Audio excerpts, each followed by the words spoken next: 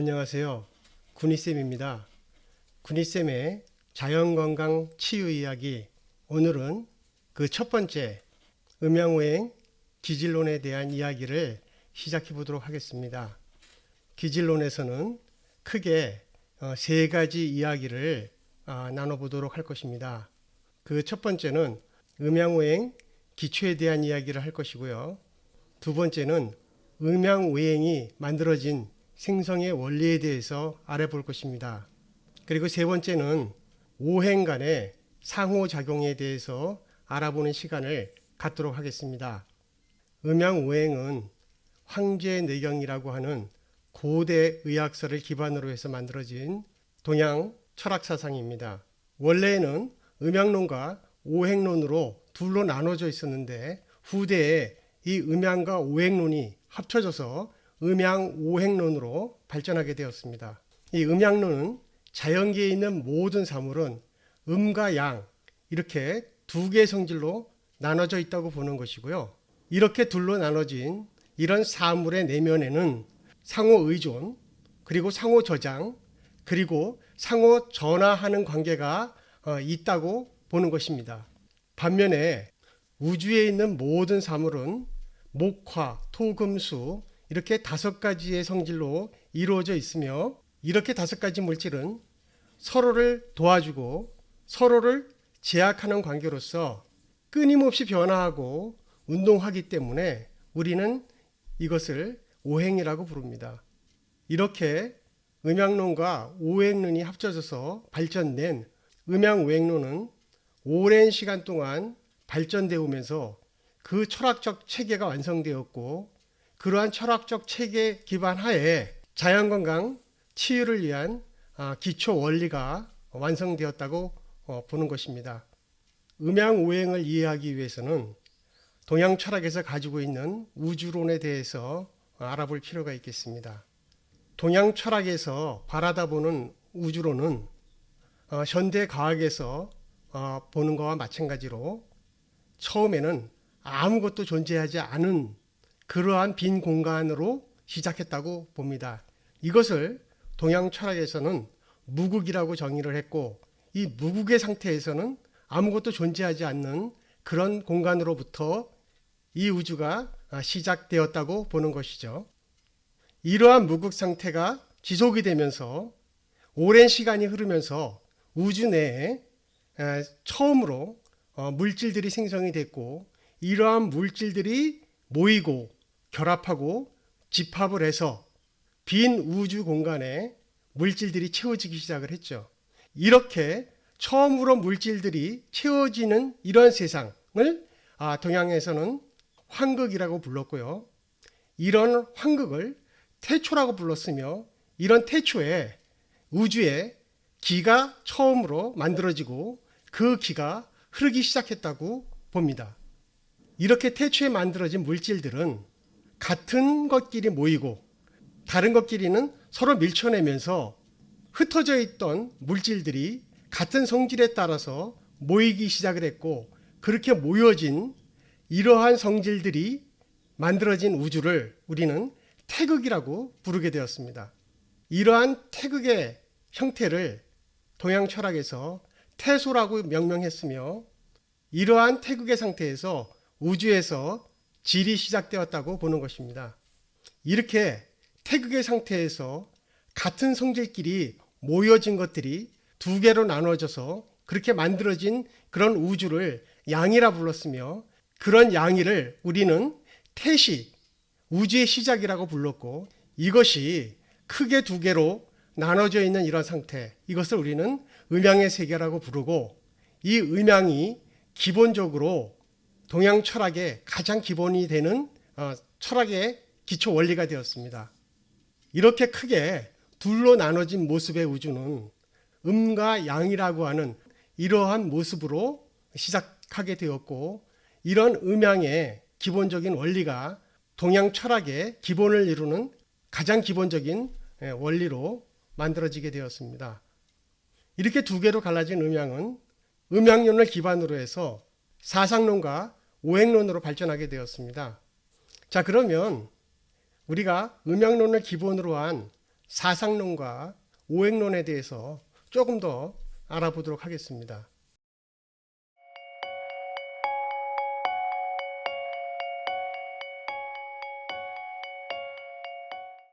밤에 밖에 나가서 하늘을 쳐다보면 하늘에는 무수한 별이 떠 있죠.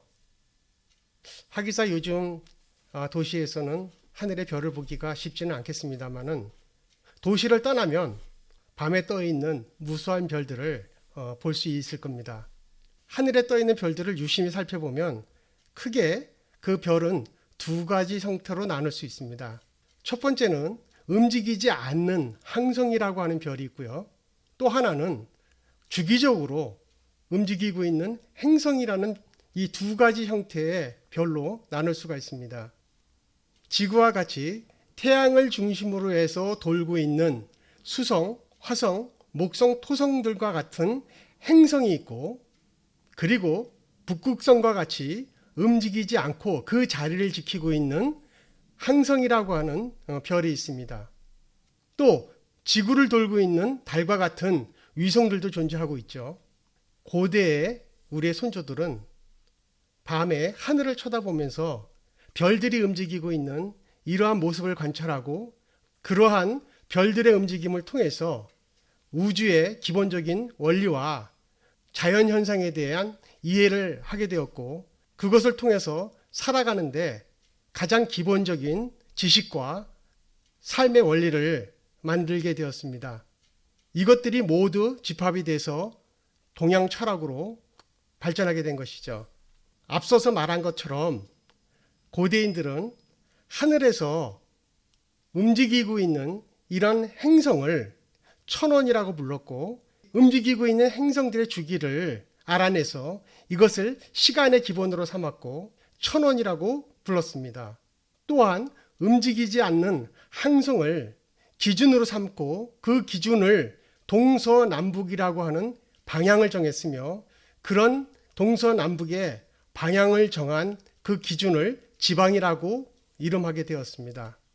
이렇게 움직이는 행성을 기반으로 한 시간의 기본인 천원과 움직이지 않는 항성을 기준으로 한 동서남북이라고 하는 지방을 합쳐서 천원지방이라고 불렀으며, 이런 천원지방의 사상이 고대인들이 생각했던 우주론이며, 천원지방을 통해서 지구의 움직임과 그리고 지구를 둘러싸고 있는 주변의 행성과 항성들에 관련된 이치를 이해하는 기본적인 철학으로 발전을 시켜서 이것을 역학이라고 부르게 되었습니다. 자, 이런 기본적인 역학의 원리를 통해서 시간과 공간의 변화상을 이해를 하고, 시간과 공간의 변화를 통해서 자연의 변화를 알아냈으며, 그런 자연의 변화 속에서 인간이 살아가는 그러한 지혜를 만들어내게 되었던 것입니다. 이런 천원지방을 기본 사상으로 한 역학은 발전을 해서 이런 변화상을 상이나 수로 표현하는 상수학과 변화의 상을 해석하고 이해하는 의리학으로 크게 둘로 발전하게 되었습니다.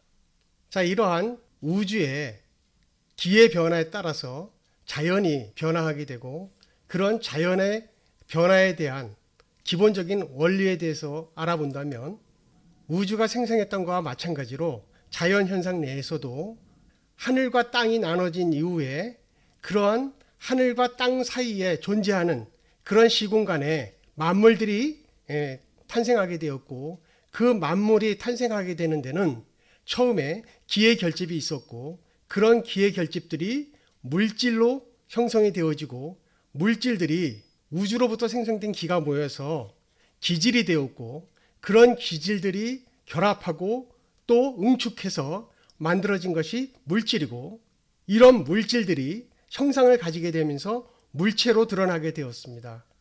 이렇게 모습을 갖춰진 물체가 하늘과 땅으로 나눠지고, 하늘과 땅 사이에 인간을 포함한 모든 만물들이 생성하게 되었으며, 이런 만물들은 우주가 가지고 있는 기본적인 원리와 환경에 적응해서 살아갈 수 있도록 발전하였습니다.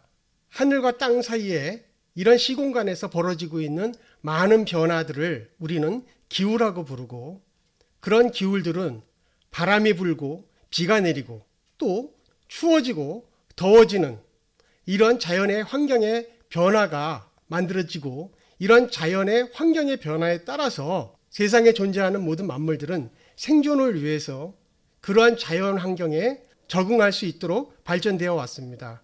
자, 이렇게 자연에 존재하는 모든 만물들은 우주의 원리에 따라서 태어나고 성장하고 성숙돼서 소멸하는 이 네 가지 단계를 거치게 되어 있고요. 인간도 역시 마찬가지로 태어나서 자라고 노인이 돼서 죽는 이러한 자연의 원리를 벗어날 수 없습니다. 우리 인간을 비롯한 지구상에 존재하는 모든 생명체들은 음양이라고 하는 기본적인 원리에 적응을 해서 생존하게 되는데, 음양에 대해서 좀 더 알아보도록 하겠습니다.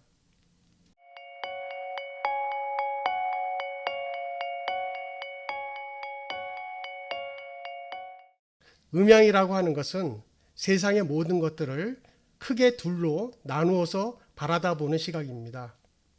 밝은 것을 양이라 하면 반대로 어두운 것을 음이라고 하고, 높은 것을 양이라고 하면 낮은 것은 반대로 음이라고 부르는 것처럼 이 세상의 모든 현상을 크게 둘로 나누어서 생각해 보는 것입니다. 음양을 비교해 보면 하늘을 양이라 하면 땅을 음이라고 부르고, 밝은 것을 양이라고 하면 어두운 것을 음이라고 하고, 뜨거운 것을 양이라고 하면 차가운 것은 음이라고 합니다. 낮을 양이라고 하면 밤을 음이라고 부릅니다. 이렇게 단순하게 세상을 둘로 나눠서 바라다 보는 것이 음양론의 기본적인 생각입니다. 하지만 음양론이 그렇게 단순하지만은 않습니다. 간단하게는 그렇게 두 가지로 나누어 볼 수 있지만, 양이라고 부른 밝은 곳 안에서도 또 음양이 나눠지고, 어두운 곳이라고 얘기했던 밤에서도 또 음양이 나눠지기 때문에 실질적으로 이 음양이 그렇게 간단하지는 않습니다. 이런 음양에 대한 얘기는 조금 더 점차적으로 진행을 하면서 더 얘기를 하기로 하고요. 우리는 이런 음양론에 기본을 해서 우리가 사상론과 오행론에 대한 얘기를 좀 더 펼쳐보도록 하겠습니다. 세상을 이렇게 이분법적으로 낮과 밤, 안과 밖, 높은 곳과 낮은 곳 이렇게만 나누는 것을 음양론의 기본이라고 본다면, 이렇게 딱 세상을 둘로 구분하는 것은 쉽지가 않습니다. 그래서 또 등장한 것이 음양중이라고 하는 사상입니다. 이런 음양중은 높은 곳이 있고 낮은 곳이 있으면 그 중간에 있다라는 것이죠. 또 밝은 것이 있고 어두운 것이 있으면 또 그 중간에 존재한다는 것입니다.